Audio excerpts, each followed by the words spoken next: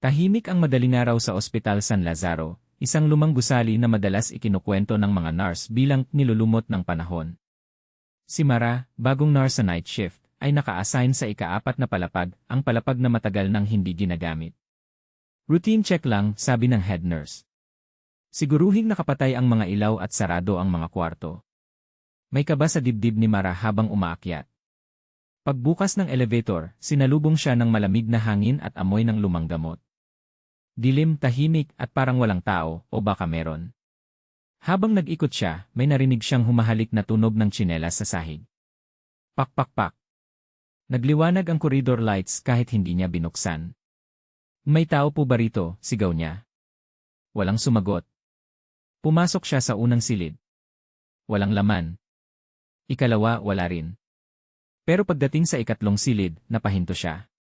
May batang naka-hospital gown, nakatalikod, nakaupo sa kama. Anak?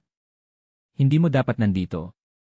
Sarado na ang floor na to, mahinahon niyang sabi. Dahan-dahang humarap ang bata. Maputla. Nakangiti. At walang mga mata. Ate, nakita mo ba si Mama? Sabi niya babalikan niya ako noong 1983. Nanindig ang balahibo ni Mara. Hindi siya makagalaw. Biglang naglaho ang bata, parang usok na binura ng hangin. Napatakbo si Mara palabas ng silid pero pagdating niya sa hallway, nagbago ang lahat. Hindi na iyon ang madilim na pasilyo. Ngayon ay maliwanag pero luma at puno ng mga pasyenteng naghihingalo, may sugat, may nakakabit na dugo at may ilan na walang paa, gumagapang. Nurse! Nurse, tulungan mo kami, sigaw ng babaeng putol ang braso. Humahabol ang hinaing nila, parang lumalapit kahit hindi gumagalaw ang kanilang mga katawan. Hindi ako dapat nandito, bulong ni Mara. Narinig niya ulit ang boses ng batang walang mata.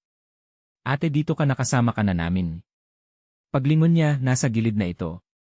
Ngumiti. At hinawakan ang kamay niya, sobrang lamig, parang yelo. Nagdilim ang paligid.